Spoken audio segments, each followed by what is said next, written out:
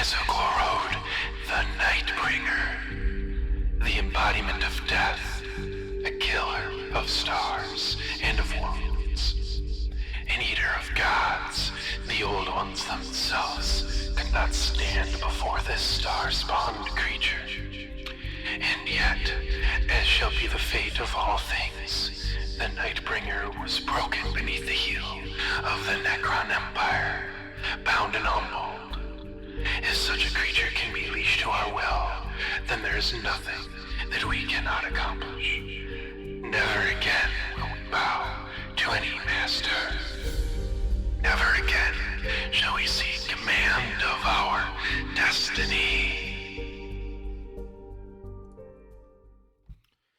Welcome to a Hobby and Development. My name's Tyler, and in this video we're going to be painting the Satan Night Shard, the Satan Nightbringer.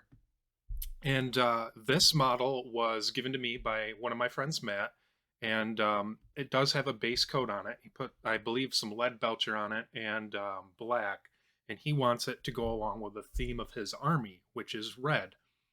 And a part of doing this is he wants kind of a ghostly feel, and I have an airbrush and he doesn't, so he wanted me to go ahead and see what I could do.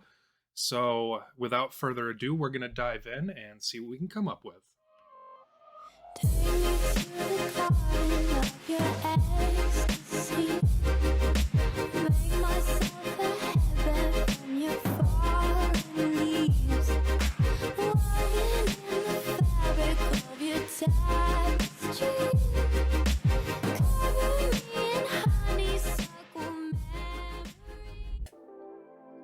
All right, diving right into things. So here's the model, and we're basically going to get started with the airbrush, and I thought a good base layer of corn red would look really good. So I'm going in here with the airbrush, and we're going to be spraying a base layer of corn red. I'm trying to leave as much black as I can, but I realize that as we're going along,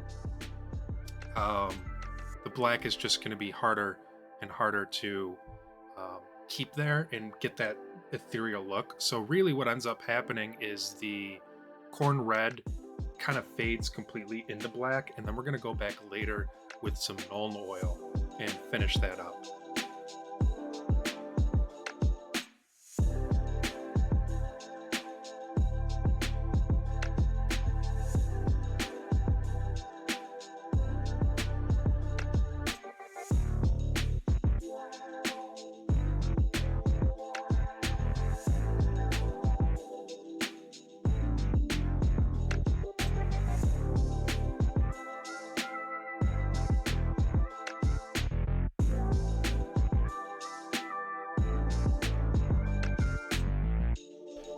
And so after we do the corn red, I slowly start to mix in some other colors, and I use Evil Sun Scarlet, and I don't completely change out the airbrush. I just mix a little bit in there to get a nice blend.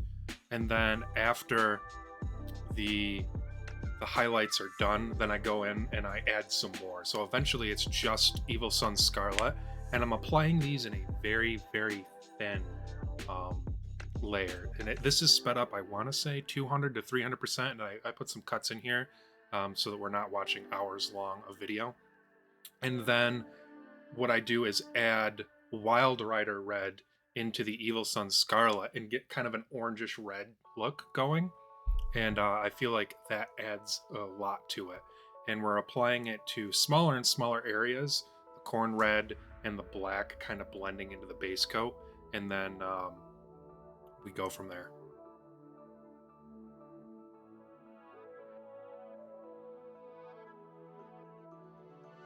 And as you can see here, the Wild Rider red is pretty much the only thing left in the airbrush after the transition through Evil Sun Scarlet. All right, so I take 4 parts Lamy and medium, and I mix it with 3 parts Nuln oil. And then I apply it to pretty much the entire model, and this is going to help fade the reds into the blacks. And then I'm not sure I show it in the cut here, but I reduce the amount of Nuln Oil on the second coat after this dries, and then I only apply it to more of the deepest, darkest areas. After that's done, I take Mephiston Red on a layer brush, and I go ahead and I edge highlight a lot of the raised areas of this cloak. And that just kind of allows some of the most protruding areas to pop a little bit more. While we're talking, I just want to mention that I am working with a new camera, so some things might be a little blurry, and I apologize for that. Moving on next, I go and I retouch all the metal with a base layer of lead belcher. A lot of the overspray will be taken care of in this step.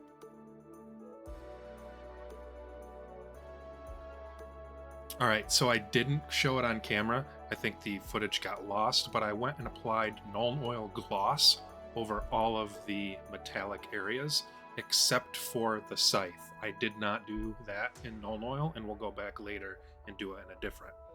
This is Stormhost Silver, and I applied that as a highlight over the rest of the metallic to really get a shine. And then I go back again with Mephiston Red, and I'm just covering some more areas that I think need to be attached. But the Stormhost Silver over the Nuln Oil, make sure to leave the recesses with the Nuln Oil and the Nuln Oil gloss showing.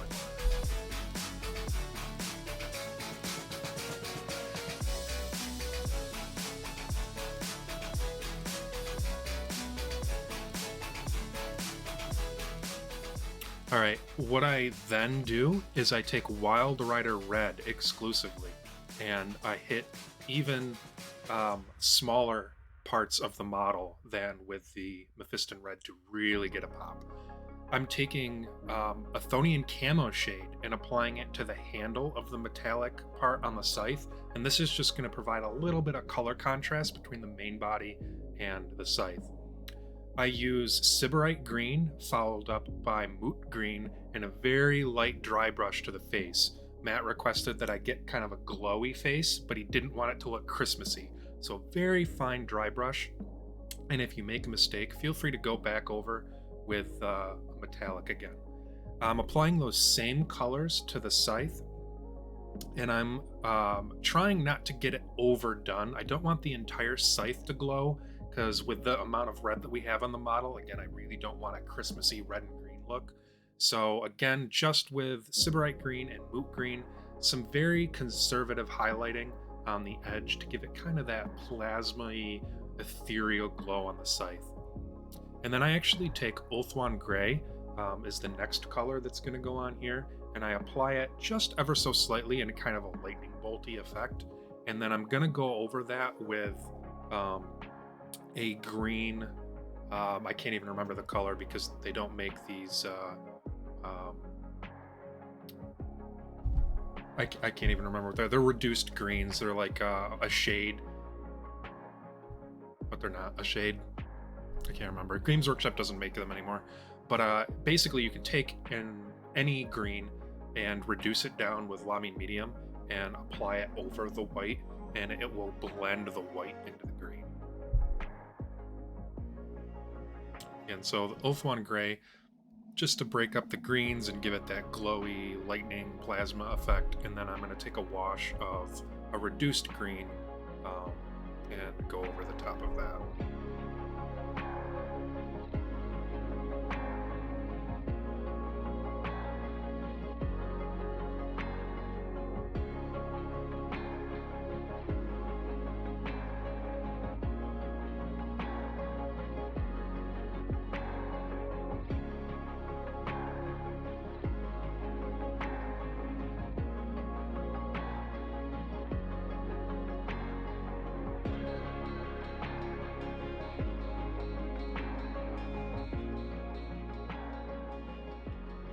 All right, pardon me.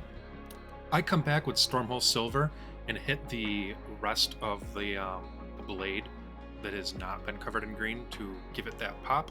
I go over a little bit of the edges, break it up a little bit, and we're almost done. Actually, we are done. That's it. That's all it is. It's a pretty easy model to do. The only tips that I would suggest is very light coats on the airbrush. And that's it. Thank you for watching this video. It really means a lot. Like, share, subscribe, hit the bell icon so you know when I post more great content. I know I haven't been posting a lot recently, but I have been super busy. I started my own production company, and as you can tell, I've got a much better camera, some more lights going on, and hopefully I've got my painting mojo back and will produce more great content for you. I'll see you in the next video.